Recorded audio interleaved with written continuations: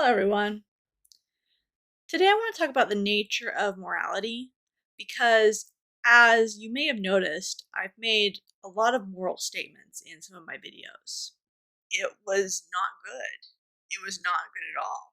It's just not good. Who knows? How good they are, how right they are.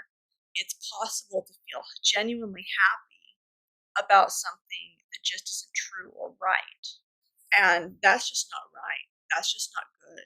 They're probably not going to act as equal partners in their relationship, and it's not going to be as good of a relationship as it would be. I think it's wrong.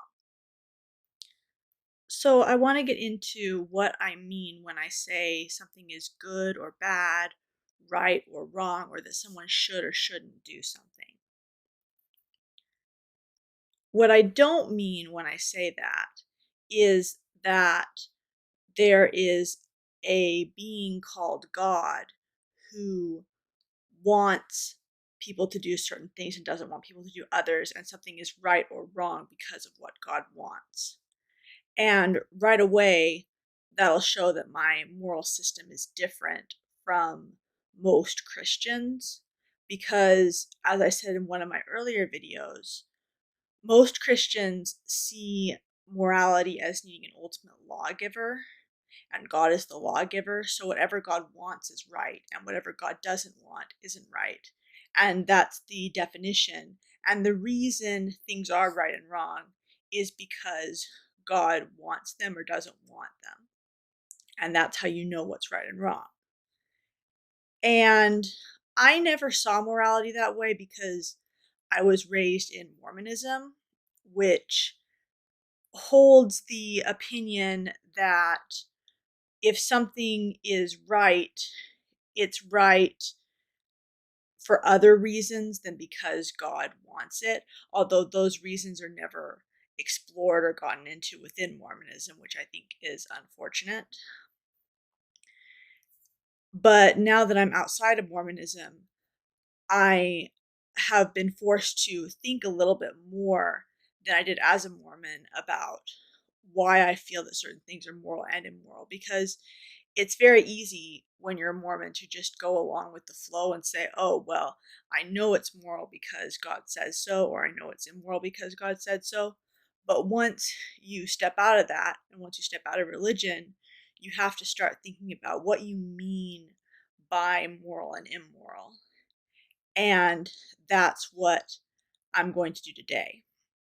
Now, to help me explain my position and contrast it with a few other positions, I'm going to be playing a few clips from a video by Apologia, where he goes through his opinions about morality in response to a video by some Christians who were responding to him.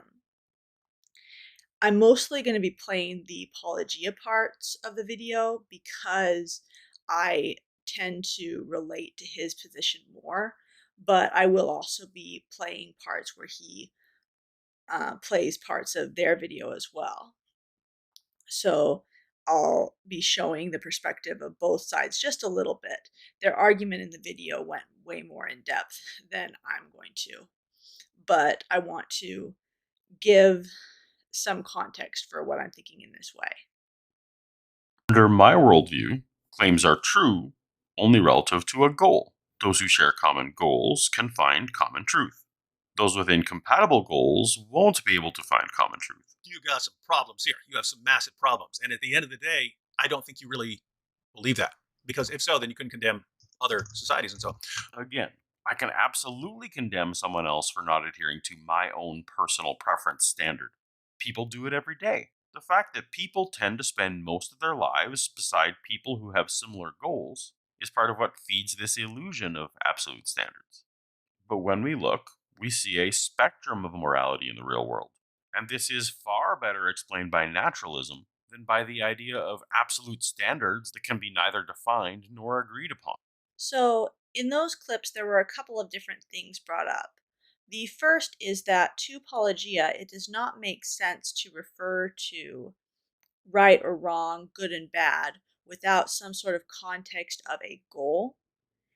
And second of all, he refers to his moral standard as a personal preference standard. So he sees morality, his morality, as his personal preference rather than something that is overarching and applies to everybody else. And I just want to say that on the first point, I agree with him in a sense, because I have come to the conclusion that when people talk about shoulds or shouldn'ts, rights or wrongs, goods or bads, they usually are talking about referencing a specific goal that they have in mind or that someone else has in mind. And that's how they go about explaining whether something is helpful or not helpful towards achieving that goal. But I think that one of the things that never gets brought up in Paulogia's video is that some goals are more important to people than others. If you have a goal that you think will make you happy, but when you achieve that goal, it doesn't make you happy, well, then you could say that by the standards of your more important goal of being happy, that that goal was actually counterproductive. And so, in a sense, that is a bad goal. And that's something that Paulogia doesn't really get into in his video, that goals can be seen as bad or good depending on whether they meet the standards of goals that are more important to the person that has that goal. And I think that that's the reason why, in the end, we end up talking about maximizing well being so much when we talk about morality, because maximizing well being is a shorthand for us for how well we are meeting the set of goals that are least negotiable for us, because some goals are more negotiable than others in our lives, but there are certain things that we just happen to like or dislike, and those likes and dislikes are very difficult, if not impossible, to change, and those control what our basic goals are. So how well we meet those non-negotiable goals can be described as our well-being. And even though it sounds very imprecise, I think that that is what we're talking about when we talk about maximizing well-being. And that's why maximizing well-being is a good standard for how well our personal preferences are being met.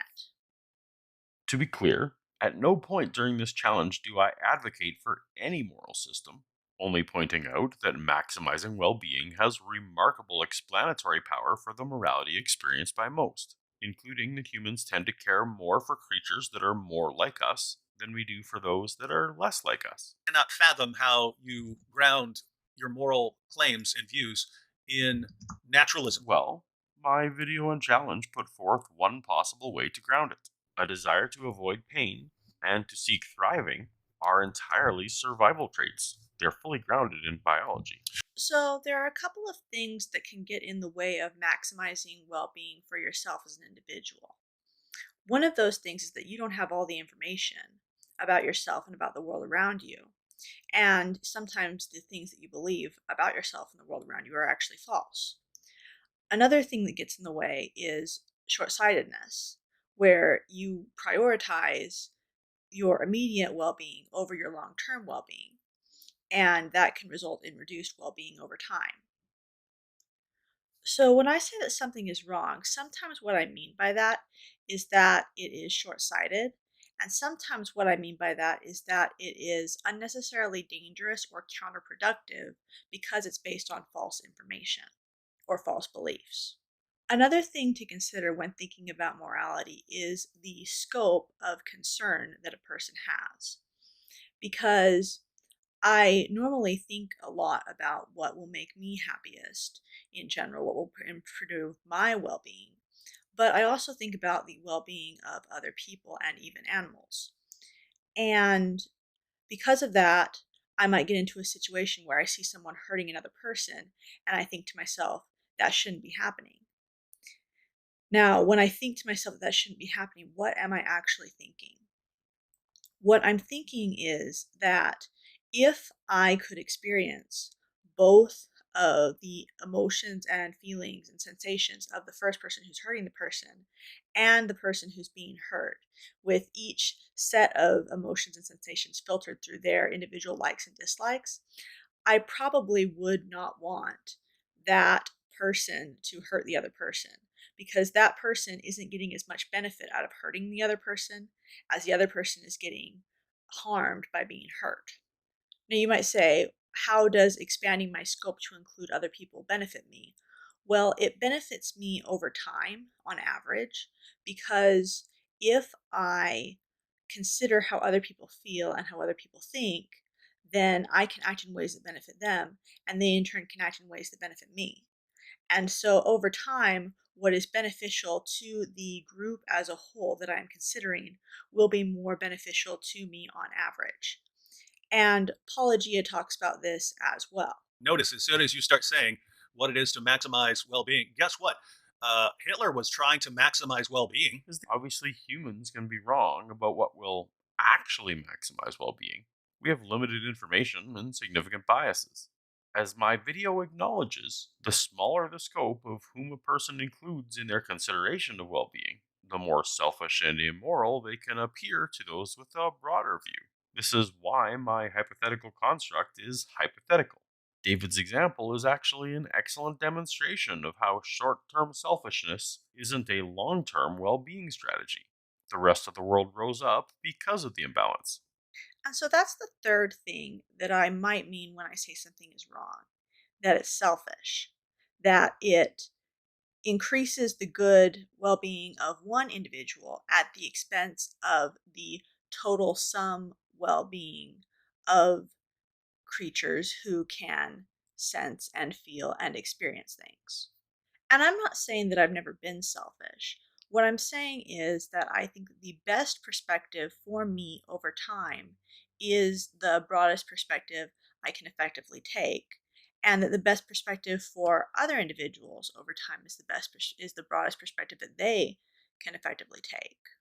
Now, one of the things I've thought of as I've been thinking about this is that the perspective that I am trying to take in my own life and that I encourage other people to take is the perspective of a being who can or does experience everything that any being who has experiences and values all of those experiences the same way that the individuals who experience them value them. And to me, that sounds an awful lot like what a loving God would do. Because a loving God, an all loving God, would know everybody's experience and would value their experiences the same way that they did because he is loving. And this doesn't mean that I actively believe in an all loving God. What it means is that I consider what an all loving God would feel and use that as my position of reference, whether or not an all loving God actually exists. When you start condemning God for not doing this, when you say God ought to have revealed himself or something like that, you're making moral claims and you're saying that our rules would even apply to God. No, I'd be saying that if God valued the same things that I value, then he would act in a way consistent with those values. Since some claim to know what God values, the actions depicted in the Bible can be compared to those value claims to see if they match up. So I find that really interesting because God is often described as an all loving God by believers. And my take on that is that if God is an all loving God, then he values the experiences of every person or even every animal equally based on the experience, based on the intensity of the experience, and so forth. And so it doesn't make sense to me that an all loving God would set things up so that most people would be spending eternity in hell and only a small percentage of people would be spending eternity in heaven because God, an all loving God, would experience this situation as though he was experiencing all the pain and suffering of everybody in hell. And so, from the perspective of an all loving God, it would actually be better that every single person ceased to exist after death rather than going to an afterlife in which most of them would experience pain and suffering forever. Now, I know that not all Christians believe in hell in the same way, and so I'm not saying that all Christians believe this, but for those who do, that just doesn't make sense to me. And I think you can judge the actions of the God of the Old Testament or the New Testament or the Book of Mormon from the perspective of what an all loving God would do. And when I judge those actions from that perspective, I come to the conclusion that it's actually not a good thing from the perspective of an all loving God that the God of these scriptures exists. I don't think the God of these scriptures is an all loving God, unless, of course, you define love differently than I do. And because of that, I don't see God as moral by the standard that I use when I'm defining morality. And there are different ways to define morality. As I said before, you can define it as being just whatever God wants. And in that case, if you choose to use the word morality that way, then God is moral no matter what. And I can't convince you to use my definition. I think the only way I could convince you to use my definition that might work would be if I could show that my definition of morality is best according to every single subjective perspective ever, no matter what. And of course, it isn't. It's only going to be better on average. It's only going to be likely better on average for every single subjective perspective. And so, because of that, I think a lot of people will take issue with my perspective because since I don't know that there is an all loving God, I can't say, oh, an all loving God will make it so that every single subjective perspective is benefited from following what the good of the whole is. But what I can say is that the God of the scriptures that I referenced, who appears to make it so that every single subjective perspective lines up with the greater good, does it in a way that causes greater suffering than would have existed if he just didn't do that. And so I don't see that God as an all loving God. Anyway, those are my thoughts on morality. I hope you enjoyed this video. Comment below on what you think of morality and on whether you think the God of the scriptures I referenced is all loving. And if so, why? Also, if you haven't subscribed, please consider subscribing, and I'll see you next time. Bye.